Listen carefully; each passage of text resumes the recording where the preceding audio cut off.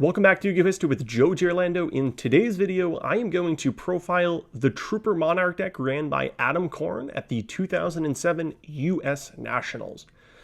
There were a lot of different Monarch decks that I thought about profiling, anywhere from the Spicer Monarch decks that were common in the format prior to Sandtrap's original Soul Control deck, that's a blast from the past for anybody who played back then, to some of the Monarch decks that ran cards like Substitute and Swap Frog, Light and Darkness Dragon.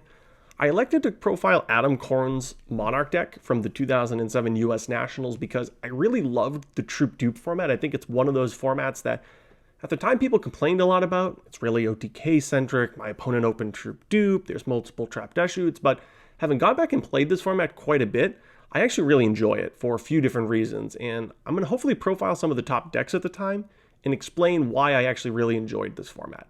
So, put into context, as is one of the themes with these videos, Trooper is at 3. It was recently released, technically at the end of the format prior, but only within the last month. This was the big format where 3 card Troopers took over the entire metagame. Whether it was Korn Monarchs, whether it was Troop Dupe decks based around machines, or Troop Dupe decks based around D-Heroes, or Troop Dupe decks based around Magical Explosion, or even Dark World and Injection Fairy Lily.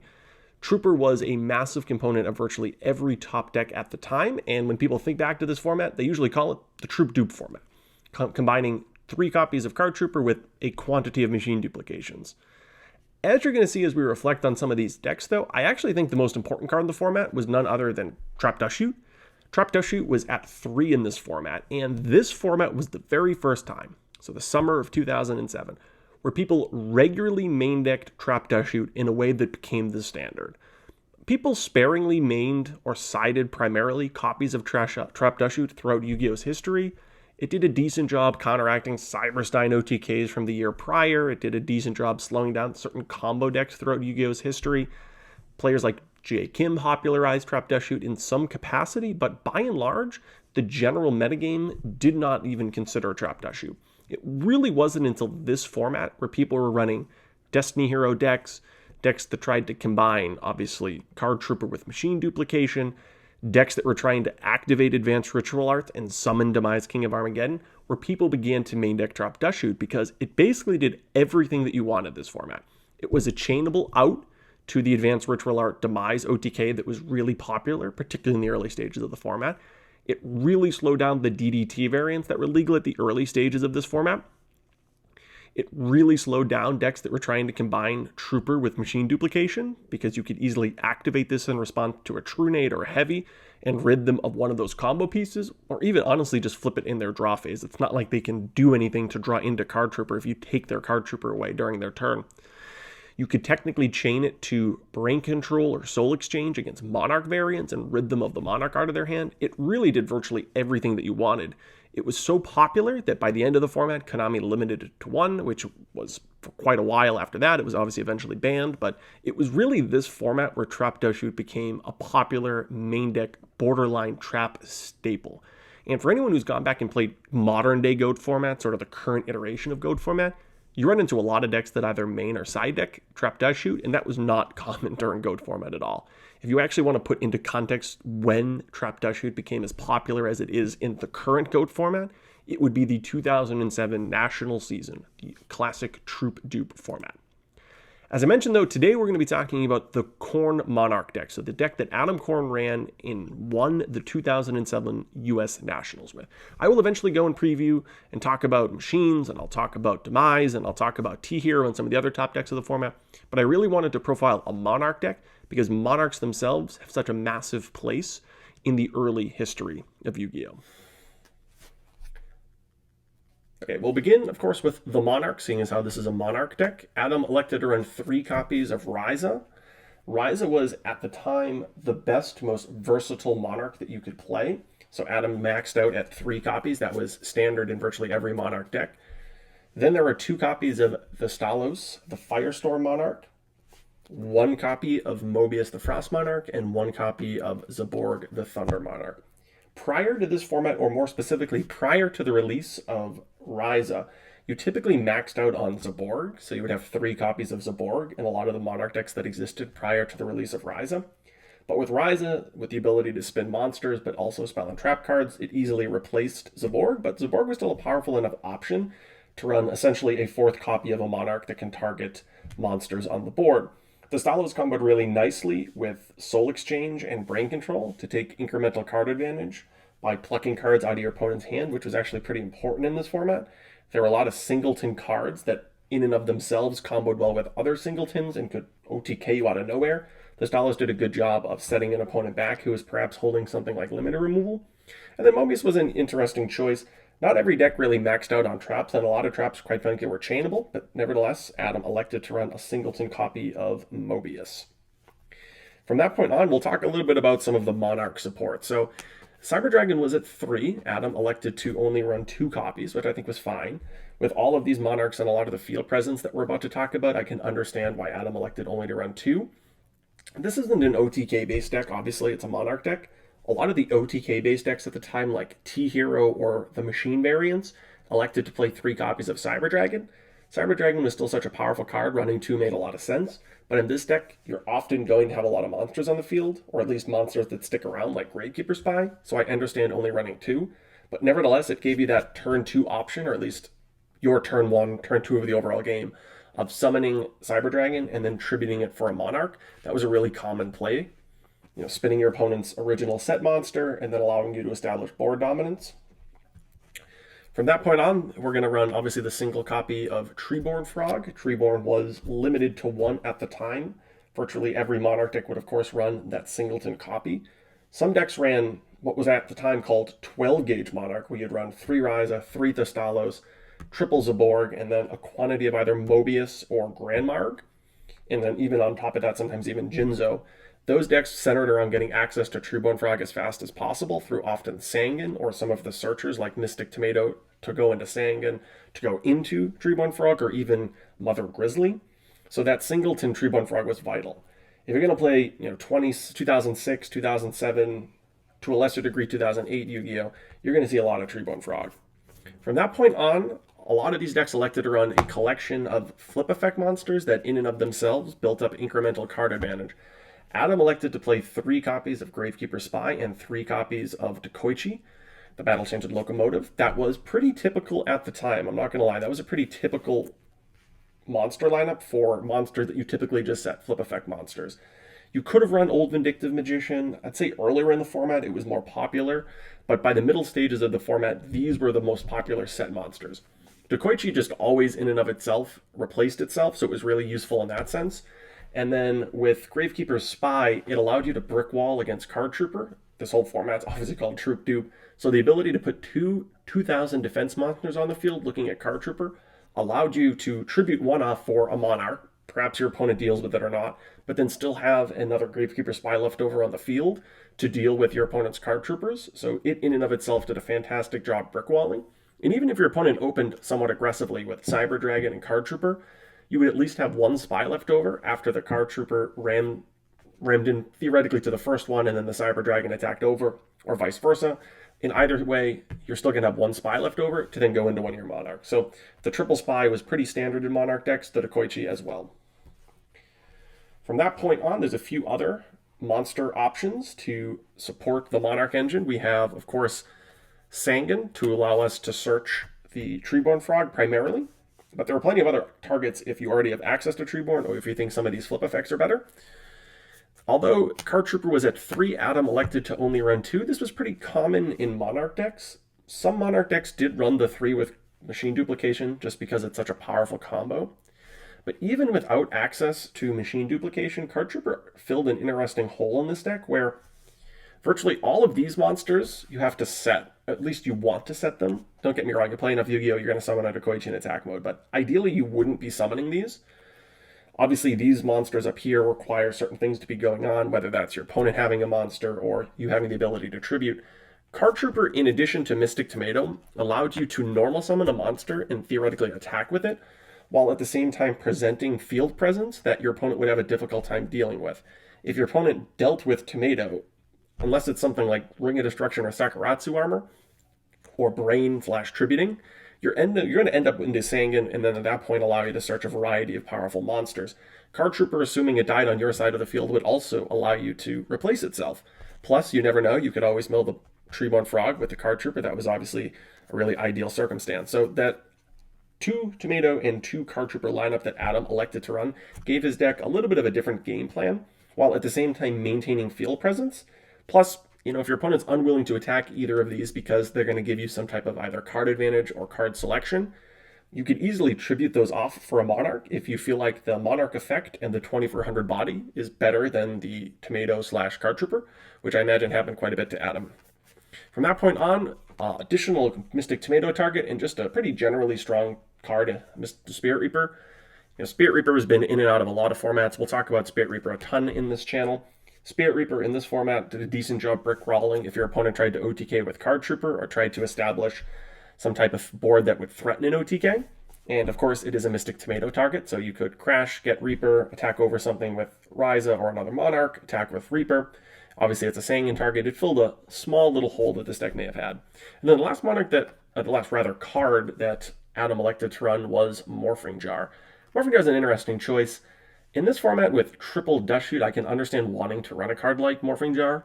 If your hand gets stripped away through cards like Trap Dust Shoot or Mind Crush or the Stalos in the mirror match, it's not bad to have a card like Morphing Jar that you can draw into, set it, and then get some of that card advantage back. So I like Morphing Jar in general. I think if you are able to play Morphing Jar effectively, you can often get a ton of advantage out of it. So I can understand why Adam elected to run it, and I can understand why a lot of players over the years have elected to play decks with that singleton Morphing Jar. It's one of those cards that was never a staple, and as a result of that, it was easy to set up fields where your opponent was reluctant to attack into a set monster because it might be something like a Tomato, and next thing you know, you're getting off a Morphing Jar effect and winning the game because you get to set all your Spell and Trap cards and then flip it. Speaking of Spell and Trap cards, at the time Brain Control was at 3, Adam elected to only run 2 and then a singleton copy of Soul Exchange. I should also note that Snatch Steal was legal, so there were essentially 4 ways for Adam to take control of your opponent's monster, or in some capacity, use your opponent's monster as tribute. This is not an OTK-based deck, so the decision to only run 2 Brain Controls made a lot of sense. Some of the more aggressive decks like T-Hero or some machine variants may have run 3 copies of Brain Control, but even in those decks, it was pretty common only to run 2. Brain Control would be limited to 1 at the end of this format. From that point on, we'll talk briefly about some of the other Spell and Trap cards. We had MST and Heavy Storm. MST was limited to 1 at this point. Most of the Spell and Trap cards in this format were honestly chainable, so it was probably unnecessary to go beyond this for Spell and Trap card removal. Plus, you also have the Stalos, or rather Ryza and Mobius. Premature is legal, so this deck ran Premature. Scapegoat was at 1 at this point. It was in and of itself a card that didn't necessarily combo with much of anything, but it stopped your opponent from OTKing you. So it was a really good card to chain to Giant Trunade, to Heavy Storm. If your opponent ever had Jinzo on the field, which is actually somewhat common in this format, a lot of the decks, such as T-Hero and Machine decks, actually played Jinzo of all cards, so having at least something in your deck that stopped that was beneficial. Same is true for Book of Moon. It filled a similar gap there, some type of card that you could use when your opponent's close to OTKing you, or to use when your opponent thinks they're safe when they just have Jinzo on the field. And then a singleton Pot of Avarice, comboed really well with Card Trooper. You filled your graveyard pretty quickly with this deck, and if you were able to do so, you could use Pot of Avarice, of course, and get some of that card advantage.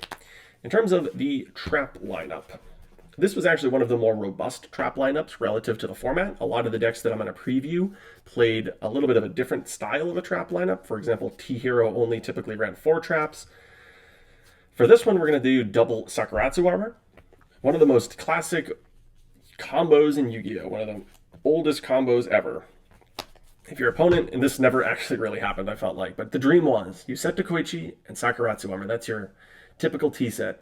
Your opponent summons, let's say, Mystic Tomato and attacks. You get to flip the Sakuratsu Armor. On your turn, flip summon the Koichi, and then tribute for the Stalos. It was the dream that you had when these 3 cards were ever in your deck, that you could protect your Koichi with Sakuratsu Armor, get the flip effect off, and then summon the Stalos and rip a card out of your opponent's hand. A lot of things had to go right for that to occur, but you did technically have all those cards in your deck. You had multiple copies of them all in your deck, so it could happen. So we ran 2 copies of Sakuratsu Armor. As I just alluded to, does a really good job protecting the Koichi if you're able to follow it up with a Monarch. Adam elected to only run 2 copies of Trap Dust Shoot. It was, in fact, at 3. This was the format that Trap Shoot really took off as a card. You saw it sparingly before this point. A lot of people who play modern day GOAT format typically see this card quite a bit. A lot of people play 2 or 3 or even side deck it. Prior to this format, the one that I'm currently profiling, Troop Dupe, it was unlikely to see Trap Shoot in either the main deck or side deck for most players. It occasionally appeared here or there, but it was really uncommon. It popped up a lot in this format because a lot of this format involved combinations of cards like Trooper and Machine Dupe that required you to put these two combos together. And if you needed 2 or 3 card combos, like a lot of what T-Hero tried to do, the Trap Shoot did a fantastic job ripping away some of those resources. And when you combine Shoot with what the Machine deck was trying to do with cards like Cyber Phoenix, this Trap Shoot was absolutely pivotal. But in terms of this Monarch deck, Adam elected only to run 2. He did side the 3rd copy, so it makes sense there. But it's a card that I think during this format was more format defining than even Card Trooper itself. Then the other singleton traps. If I were to preview T-Hero, this is actually typically the 4 traps that T-Hero played, so take away the Sakaratsu Armors and the Dust Shoots. I'd say these were the pretty staple-ish 4 trap cards that were pretty consistent. Call of the Haunted, Torrential Tribute, Ring of Destruction, and Mirror Force. I will just point it out that technically Crush Card Virus is legal, however, it was a prize card. As you can see, Adam did not play it. I don't honestly know if Adam had access to it. I imagine if he did have access to it, he probably would have played it. It was just one of those cards that if you owned or had access to, you would have played. Had this been a Monarch deck that included Crush Card Virus, you probably would have seen a Gravekeeper's Guard to combo with the Gravekeeper's Spies. Past that, the Sanguine and the Reaper might in and of itself just be enough to use Crush Card. But I should point out Crush Card was legal. I would recommend if you're going back to play this format not to include Crush Card Virus. It was really powerful and incredibly expensive and hard to get. So if you're playing with people who played at the time, unless they personally had access to this, I wouldn't really recommend playing with Crush Card Virus. It's one of those things where no one that you were going to play against would typically have access to it. Maybe 15 people in the whole event, and it was such a powerful card. I mean, you're over here running all of these Monarchs. Imagine playing against that person with a Crush that gets it, and you're thinking to yourself, wow, I just lost a whole match to this card. Well, that's not very fun. I wouldn't go back and play with Crush Card Virus because, one of the main reasons of playing these old formats is because you think they're a lot of fun. That is not a lot of fun, playing against Crush Card Virus. I'm going to talk briefly about the side deck options at the time. Before I do so, I'm going to do what I've typically done before and highlight some of the main decks at the time that you ought to worry about and where some of the side deck choices came from. We, of course, have the Mirror Match. I will use a Zaborg and a Soul Exchange to reflect the Mirror Match. We had T-Hero. I will profile T-Hero at a later date. So we'll talk a little bit more about T-Hero, but it was a Destiny Hero based deck. Pretty combo-centric deck. We'll include that Snipe Hunter too. We had machine variants. So there was some pretty controlling machine decks that played Cyber Phoenix and Trap Dust Shoot. They were a little bit combo control oriented as well because they had cards like Future Fusion and Overload Fusion that were singleton cards that if combined together would win the game. Limiter removal was at 1, but it was really a powerful card that could win games out of nowhere. Obviously, you had machine duplication, sometimes in 2 or 3 copies to combine with a card trooper. So I'll just include all of these machine cards here, and we'll talk more about machine decks when I profile them at a later date. We had Demise OTK of all things. So we had Demise King of Armageddon and Doomdozer OTK, working with Megamorph and Metamorphosis to put 8,000 points of damage on the board. I will also point out that at the early stages of the format was a DDT variant that had 1 copy of Defusion. The reason why this combo deck was not popular when Adam won with the deck that I just profiled was that in the middle of this format, Magical Stone Excavation was actually limited from 3 to 1. You could theoretically replace Magical Stone with Spell Reproduction, but it really took off maybe 5 or 10 percentage points out of your win rate because yes, in a perfect world, you would discard stone. You would discard sword with stone, but that didn't always happen. Sometimes you needed to discard Dark Magician to Chaos or a Warrior in order to really utilize that. So as a result, the D-Hero Dimension Fusion based decks were less popular. There was a variant that did top Nationals. Augustin Herrera, I believe, ran it, so I will at least point this out. From that point, most of the other decks were pretty rogue, except I guess there was one more that I wanted to highlight, which is Perfect Circle Monarch. So we'll use the Destiny Draw and a Ryza to reflect this. This was essentially a Monarch deck that was based on the Destiny Hero engine. So you'd run Destiny draw, you'd run Malicious, and you'd run Disc Commander and access to ways to revive it, like Fearmonger. In the perfect world, you'd be tributing Disc Commanders and Malicious for Monarchs. So instead of the Spies and the Dacoichis, you'd be using those monsters in order to get card advantage. The last thing I should note is that at the end of the format, Comic Odyssey Burn won SJC Indianapolis. That deck didn't really exist at the point in time of Adam's Monarch deck, so I've chosen not to include that here in my list, but I will point out that that was in fact a deck, at least by the end of the format. In terms of side decking options, now that you see some of the top decks at the time, Adam side decked, and it was actually pretty popular, Banisher of the Radiance. A lot of the decks, like the Machine deck specifically, benefited from their monsters going to the graveyard, like Cyber Phoenix and Card Trooper. If you were able to use Banisher of the Radiance, you theoretically could attack over it, banish it, and now you'd be put in a pretty good position. So that was somewhat common. You could see people run copies of DD Crow as well against some of the Machine, or some of the Destiny Hero based decks with the Malicious and the Disc Commander. So DD Crow was pretty popular. Jinzo was somewhat popular. I'm never a big fan of Jinzo, but people did play Jinzo, so I should pinpoint that it was a side deck option at the time. Maybe you'd run into a burn deck. People still played random burn decks at this time in Yu-Gi-Oh's history, so we'll play a single copy of Jinzo or consider it. Chainburn actually got second place at an SJC pretty early in this format. SJC Montreal, the one that Cesar Gonzalez ran Monarchs, so I'll pinpoint the fact that Jinzo had some playability there. Confiscation was actually legal. Adam elected not to main deck it. A lot of people did main deck it. Adam elected to side deck it. It was a card that probably came in going first in games 2 or 3. So although this card was legal, it was not played in Adam's main deck. From that point on, we have Mind Crush, and Adam also elected to run the third copy of Trap Dushoot. So he could theoretically go into games 2 or 3 with triple Dushoot, Mind Crush, and Confiscation, so a lot of hand disruption. Royal Decree was pretty common in side decks at this point in time. I alluded to earlier that technically burn decks still existed. Chainburn had a couple decent events during this format, so having access to Decree and then even Jinzo shut down those decks. And then a Blast from the Past, you had to have played during this time period to recognize this card, but of all cards, Pulling the Rug was really common. Pulling the Rug is an interesting one. What it does is, it's a counter trap card, and when your opponent normal summons a monster that has a come into play ability, so Stratos, a Monarch, Manju, it would allow you to negate the summon and destroy the monster. So what you would essentially do is set this against a Monarch deck. You would activate it when your opponent summoned a Monarch. It would stop the summon, stop the effect, destroy the monster. It was a really fantastic way of dealing with, obviously, all of the Monarchs, but even cards like Stratos. This was the worst case scenario when you're running Perfect Circle, because that deck not only played Monarchs, it also played Stratos. So there were tons of targets with Pulling the Rug in that deck.